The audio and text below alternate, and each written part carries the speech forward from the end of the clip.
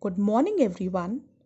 We have already studied about igneous rock and the two types of igneous rocks.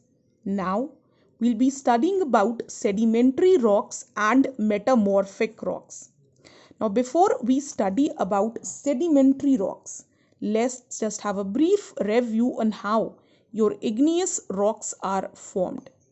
Igneous rocks are formed when the molten magma it comes out from the core of the earth and it cools down.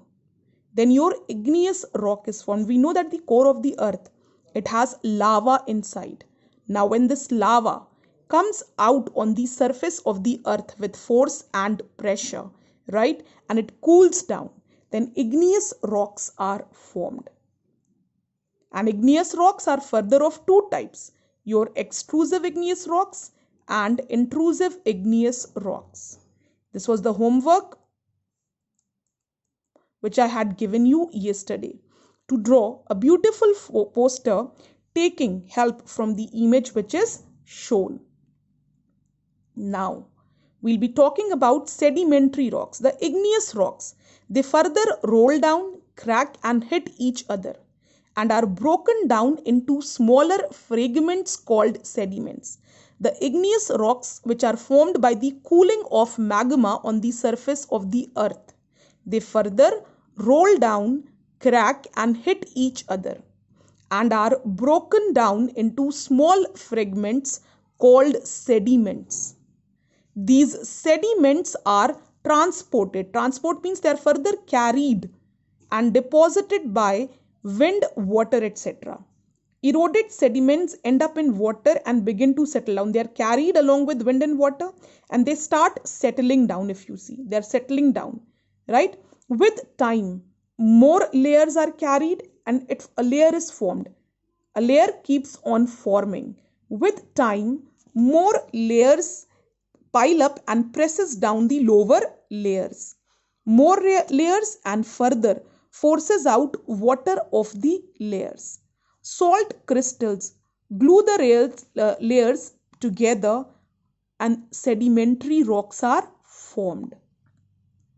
So if you see this picture, the point 1, 2, 3 and 4, it gives a clear idea how your sedimentary rocks are formed, right?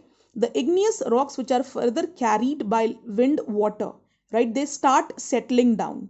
And layers by layers, they start piling up in layers.